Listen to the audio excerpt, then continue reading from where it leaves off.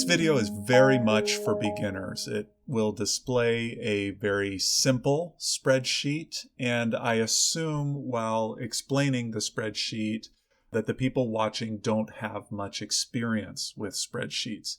If you're a more advanced user or you're far along in your journey toward financial independence, this is probably not the video for you, and you should be either using your own much more sophisticated spreadsheets or online tools like C-Fire Sim that is so popular in the financial independence community. But for beginners, starting with a relatively simple spreadsheet like this can be helpful. So I like when I build spreadsheets like this to list my assumptions at the top, so I'm clear about where some of the numbers down below are coming from. In this example, we have a couple who is earning a household income of $62,000 per year. That's pretty close to the US average right now. They have a savings rate of 20%, which is rather good.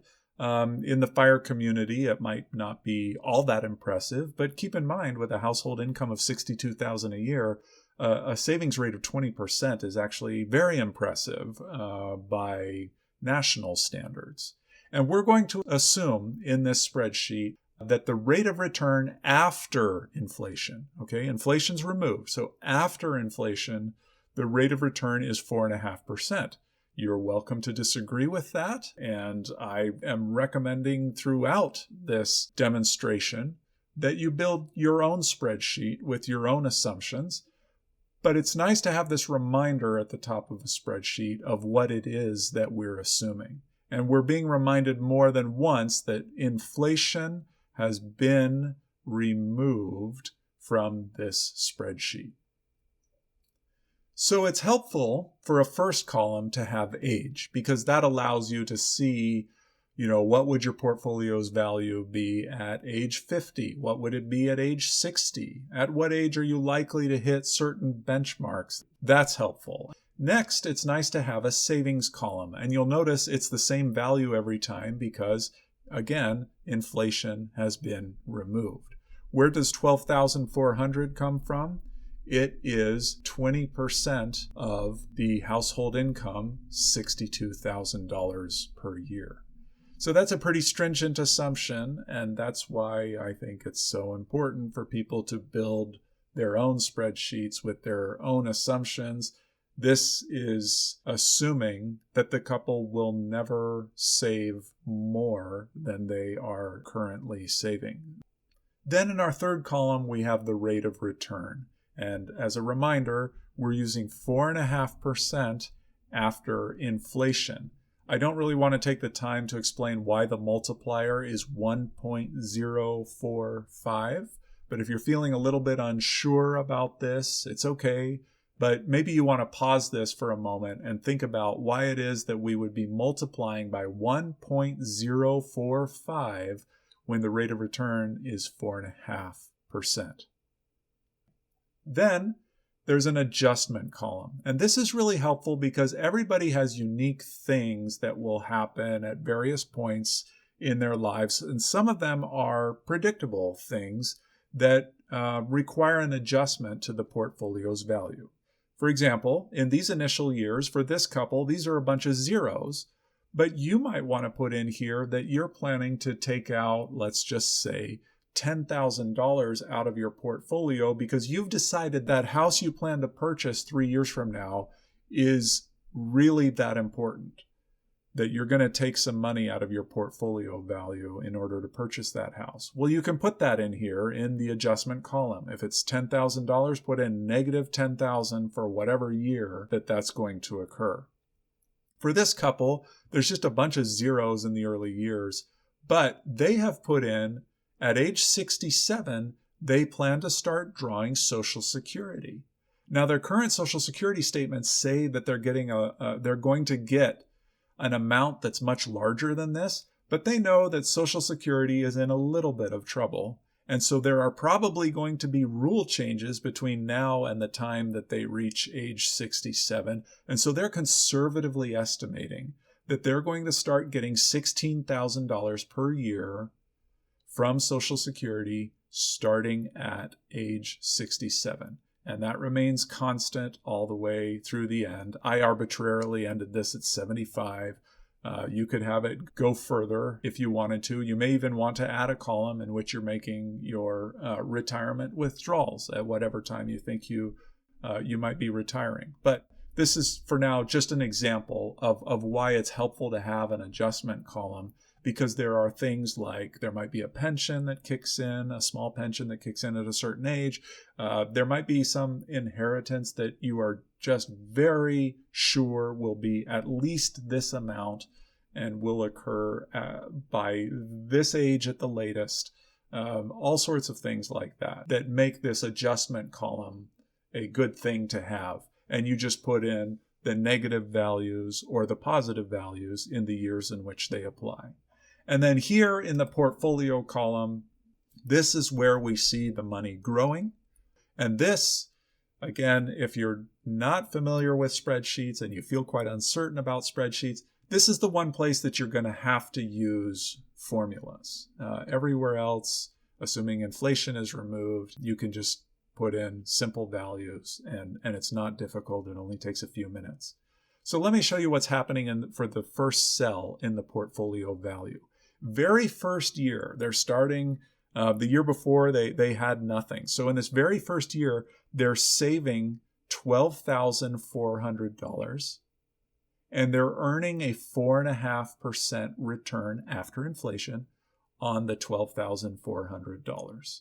Okay, so that is why in the formula, we start with multiplying the savings amount by the rate of return, 4.5%. That's what C9 times D9 is right there in the formula.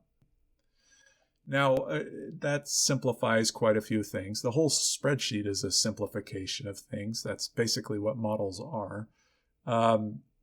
And so, we could quibble about that, and we could adjust that in a more sophisticated spreadsheet, but we're not going to do that in this simple spreadsheet. We are going to add in, though, if there's some kind of adjustment that applies in this year, notice that the formula for that very first cell, it adds in the adjustment cell.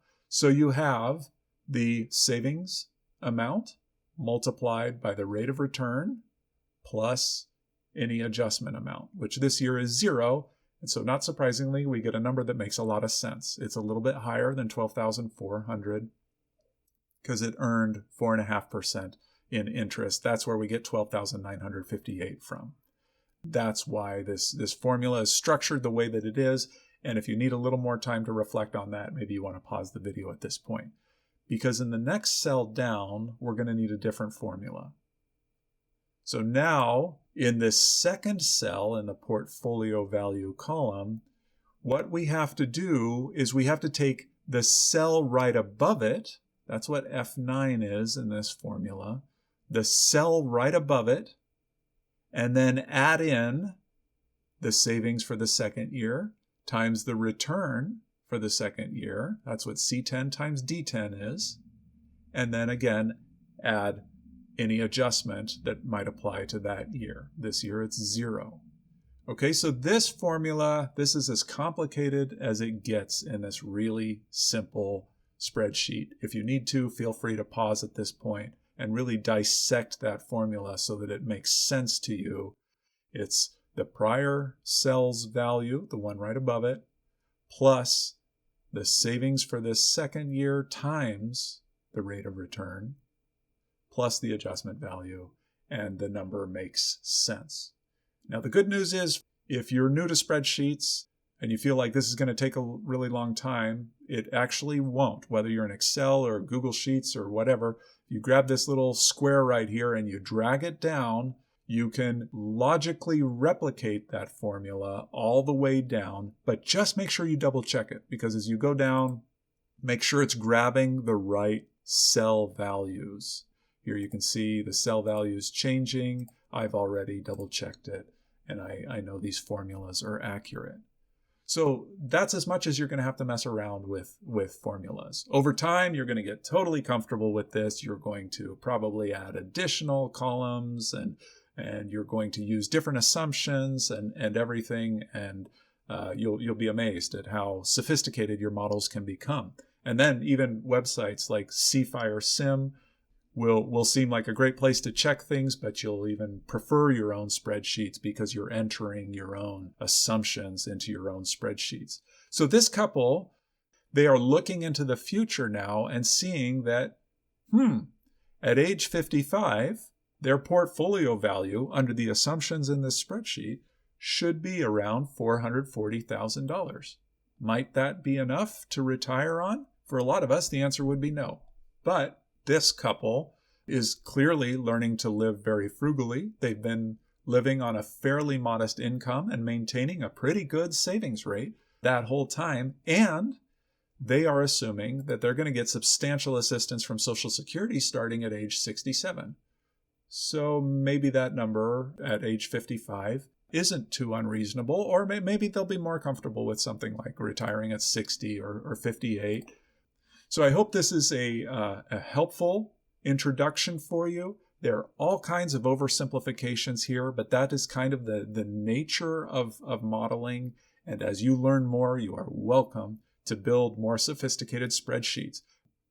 Maybe you expect more conservative rates of return in some years than others, like the years around when you expect to retire. Maybe you'll use a more conservative rate of return in those years than in others. That's the great thing about a spreadsheet. Instead of a simple calculator that spits out one number or even a range of numbers for you, you can alter as you go. I hope this is helpful as a way to get started.